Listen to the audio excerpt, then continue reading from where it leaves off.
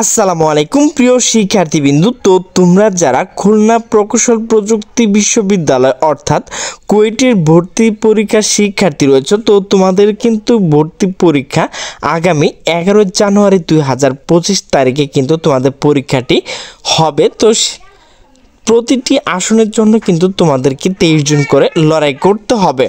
তো সেই বিষয়ে কিন্তু একটি নোটিশ প্রকাশ করা হয়েছে। নোটিশটি প্রকাশ করা হয়েছে দ্য ডেইলি ক্যাম্পাস।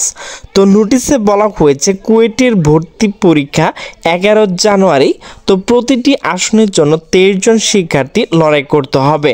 তো নোটিশটি প্রকাশ করা হয়েছে 7 জানুয়ারি 2025 দুপুর 1:14।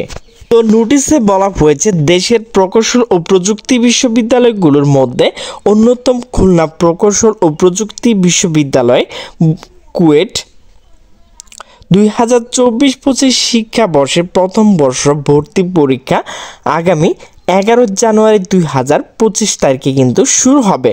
তো 3টি অনুষদের 16 বিভাগে 1065 আসনের বিপরীতে রেকর্ড পরিমাণ 24,527 জন শিক্ষার্থী ভর্তির যুদ্ধে অংশ নিচ্ছে। সেই হিসাব অনুযায়ী প্রতি আসনে বিপরীতে 23 শিক্ষার্থী অংশ নিচ্ছে। কয়েক বছর ধরে বিশ্ববিদ্যালয়টি প্রকৌশল গুচ্ছের অধীনে পরীক্ষা নিলেও এবার নিজস্ব ব্যবস্থাপনায় পরীক্ষা নেওয়ার হচ্ছে। কুয়েটের ভর্তি পরীক্ষা এবার সর্বোচ্চ রেকর্ড পরিমাণ শিক্ষার্থী অংশ নিতে যাচ্ছে। আজ মঙ্গলবার 7 জানুয়ারি বেলা 11টায় কুয়েটের কনফারেন্স রুমে খুলনা কর্মরত সাংবাদিকদের সঙ্গে মতবিনিময় বিশ্ববিদ্যালয়ের vice chancellor doctor Mohammad Masud এর তথ্য প্রদান করেন। আরও জানা যায়, যোগ্য প্রার্থীদের তালিকা বিশ্ববিদ্যালয় ওয়েবসাইটে প্রকাশ করা হয়েছে। পরীক্ষার্থীদের প্রবেশপত্র ডাউনলোড শুরু হয়েছে 11 জানুয়ারি সকাল 9:30 থেকে দুপুর 12:30 পর্যন্ত ভর্তি পরীক্ষা অনুষ্ঠিত হবে। আর্কিটেকচার অঙ্কন শুরু হবে দুপুর 12:45 থেকে 1:45 পর্যন্ত। খুলনা নগরী 11টি কেন্দ্রে 447টি কক্ষে এবার ভর্তি পরীক্ষা নেওয়া হবে। আবেদনকারীদের পরীক্ষা কক্ষভিত্তিক আসন বিন্যাস 10 জানুয়ারি প্রকাশ করা হবে। তো প্রিয় শিক্ষার্থীবৃন্দ, তো কোন বিভাগে কতজন আসন রয়েছে তো সেই বিষয় নিয়ে এখন আলোচনা করব। তো প্রথমে রয়েছে সিভিল ইঞ্জিনিয়ারিং। তো এখানে কিন্তু 120টি আসন রয়েছে। এরপর ইলেকট্রিক্যাল অ্যান্ড ইলেকট্রনিক ইঞ্জিনিয়ারিং, এখানে 120টি আসন রয়েছে। এরপর হচ্ছে মেকানিক্যাল ইঞ্জিনিয়ারিং, এখানে 20টি রয়েছে।